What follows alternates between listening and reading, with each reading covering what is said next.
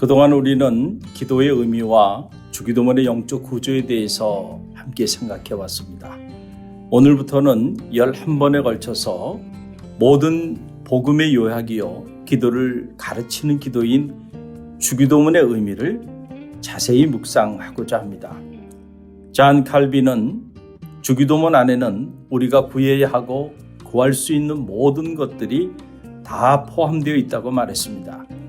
주기도문은 주님께서 우리에게 주신 기도의 표준이라고 말했습니다. 마틴 루터는 주기도문은 하나님이 주신 선물이다. 기도 중의 기도요, 모든 기도의 알파벳이다. 우리가 주기도문을 바르게 이해할 때 비로소 바른 기도를 할 수 있다고 말했습니다.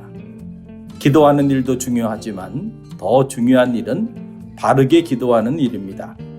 주기도문을 통해서 하나님 보시기에 아름답고 기뻐하실 기도가 어떤 기도인지를 배우고자 합니다. 하늘문이 열리는 능력 있는 기도는 바로 하나님 보시기에 아름답고 기뻐하실 만한 기도입니다. 그런 기도자가 되기를 갈망하며 주기도문을 함께 묵상해 나갑니다. 지난 시간에 나눴듯이 주기도문은 크게 두 부분으로 나눠집니다. 전반부는 하나님을 향한 기도, 그리고 후반부는 우리를 향한 기도입니다. 먼저 하나님을 향한 기도입니다. 하늘에 계신 우리 아버지시여, 세 번에 걸쳐서 이 기도문을 묵상하고자 합니다. 오늘은 먼저 아버지여 란 호칭을 함께 생각해 보고자 합니다. 저는 딸이 둘이 있습니다. 오래전 일입니다. 제가 대학에서 교편을 잡고 있을 때 일입니다. 큰딸이 사춘기에 접어들어 저와 거리를 두기 시작하더군요. 어느 날부터 자신의 방문을 닫기 시작하고 아빠를 보면 늘 달려와서 허그해주고 뽀뽀해주더니 어느 순간부터는 그런 모습이 사라지더군요. 참 마음이 묘했습니다. 한편으로는 딸이 성인이 되어가는 과정을 보는 것이 기쁘기도 하면서 또 한편으로는 서운하면서 한쪽 가슴이 텅 빈 것 같은 느낌을 받았습니다. 그런데 어느 날 퇴근을 해서 집에 들어왔는데 갑자기 큰딸이 반기면서 저를 꼭 허그해 주는 것이었습니다.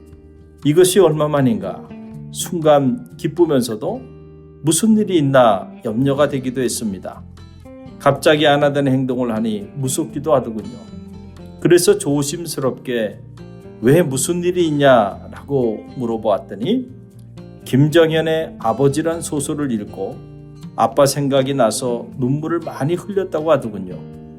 국중의 아버지 한정수는 가난한 환경에서 행정고시에 합격해서 공무원 생활을 시작해서 가족을 위해 분주히 열심히 사는 이 시대의 아버지입니다.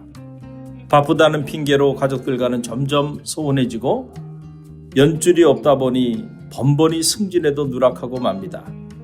그런 와중에 친구 의사로부터 건강검진을 추천받아 검사를 하게 되었는데 그만 췌장암 말기에 걸린 자신을 발견하게 됩니다. 자신이 암에 걸렸다는 것을 가족들에게 철저히 숨겨가며 그동안 소원했던 가족들을 위해서 최선의 노력을 다합니다. 그러나 그것이 생각만큼 쉽지는 않았습니다.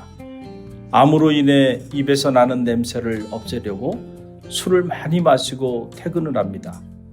그런 모습에 가족들은 더욱 남편과 아빠에 대한 실망을 하게 되죠.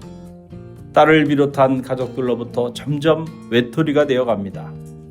췌장암으로 인한 고통은 가혹했고 결국 지인인 의사에게 안락사를 부탁하며 자신의 죽음 이후에 남게 될 가족들을 걱정하며 마지막까지 어엿한 가장이고자 몸부림칩니다. 생을 마감하게 되는 가족의 갈등과 사랑을 다룬 소설입니다. 아마도 제 큰딸이 그 소설을 읽고는 가족을 사랑하는 아빠의 마음을 깨닫게 된 것 같습니다. 그래서 평소에 하지 않던 행동을 하면서 아빠를 꼭 허그해 주더군요. 당시 김정현이라는 소설가가 얼마나 고마웠는지 몰라요. 이 시대를 사는 모든 아빠들 힘내시기 바랍니다. 주의 기도문에는 하나님이란 말이 한 번도 없습니다. 아버지뿐입니다. 유대인들은 주로 엘로힘 혹은 여호와란 이름으로 하나님을 칭했습니다. 그러나 제3계명에서는 여호와의 이름을 망령되이 일컫지 말라는 계명 때문에 주로 아도나이 즉 주란 말로 대칭해서 불러왔습니다.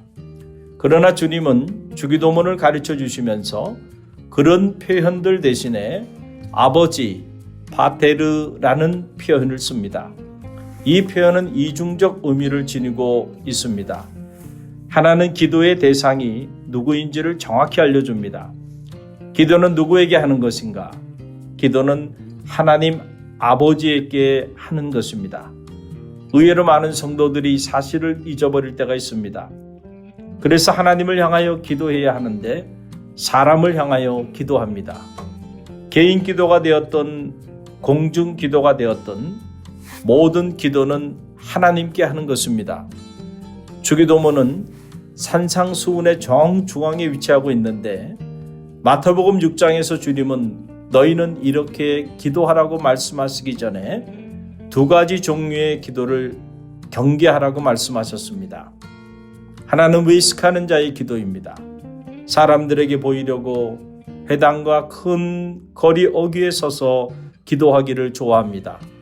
기도는 하나님 아버지께 올리는 것인데 하나님 아버지에 대한 의식은 전혀 없이 사람을 의식하고 사람에게 자신의 경건을 드러내기 위해서 하는 기도입니다. 누구에게 기도하고 있는지 모르기 때문입니다. 정말로 오늘의 나의 기도가 하나님을 향한 것이고 하나님께서 들으시는 것이고 하나님께 올려드리는 것이라고 믿는다면 우리의 기도는 완전히 달라지게 될 것입니다. 가슴 벅찬 감격과 기도와 설레임으로 기도의 자리에 나오게 될 것입니다. 둘째로 이방인과 같이 중언부언하는 기도입니다. 자신이 무슨 말을 하는지 모른 채 그냥 주문 외우듯이 중언부언 기도하는 기도를 주님은 경계하셨습니다.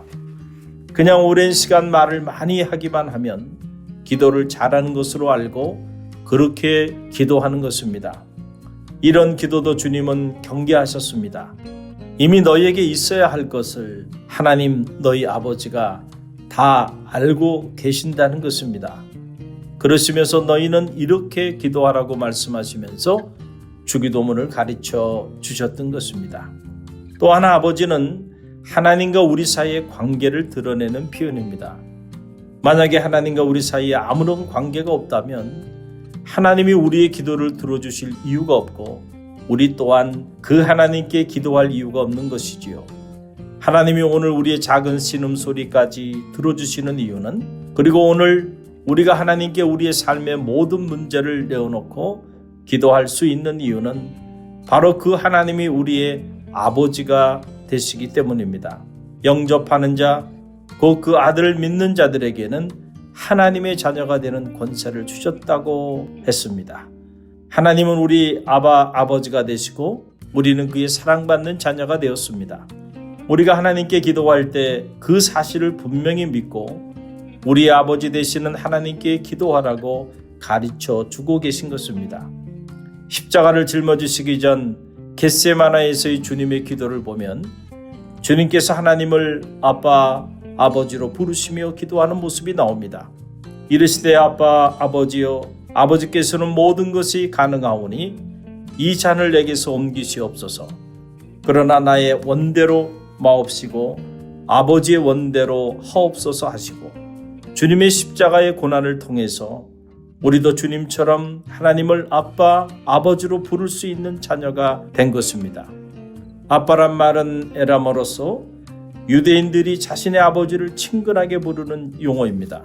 주님의 십자가의 피 흘리심의 대속의 은혜로 이제는 하나님과 우리의 관계는 주인과 종의 관계도 아니고 군주와 신하의 관계도 아니고 아버지와 사랑받는 자녀의 관계가 된 것입니다. 이 사실을 알았던 사도 바울은 로마 교우들을 향하여 로마서 8장 15절에서 이렇게 선포하였습니다. 너희는 다시 무서워하는 종의 영을 받지 아니하고 양자의 영을 받았으므로 우리가 아빠, 아버지라고 부르짖느니라. 주님께 가장 감사한 일은 주님으로 인하여 우리도 양자의 영을 받아 하나님을 아버지로 부를 수 있는 자녀가 되었다는 것입니다. 여러분, 정말로 여러분이 하나님의 자녀가 되었음을 믿습니까? 하나님이 정말로 여러분의 아빠, 아버지가 되셨음을 믿습니까? 기도는 이 믿음에서 시작되는 것입니다. 한번 생각해 보세요. 어릴 때 양자로 어린 딸을 입양했는데 그래서 아버지는 너무너무 딸이 사랑스럽고 딸을 위해서 모든 것을 해주어도 아깝지 않은데 정작 그 딸은 자신이 아버지의 딸이 되었음을 인정하지 않고 늘 아버지가 없는 사람처럼 그렇게 살아간다면 얼마나 안타까운 일이겠어요. 의심하지 말고 자신 있게 하나님께 기도하세요. 그분은 여러분의 아빠, 아버지가 되십니다. 그래서 주님은 마태복음 7장에서 구하라 너희에게 주실 것이요 찾으라 찾을 것이요 두드리라 그리하면 열릴 것이라고 기도에 관한 가르침을 주시면서 한 예를 들어 설명해 주십니다. 너희 중에 누가 아들이 떡을 달라 하는데 돌을 주며 생선을 달라 하는데 뱀을 줄 사람이 있느냐 하시며 마태복음 7장 11절에서 이렇게 말씀하셨습니다.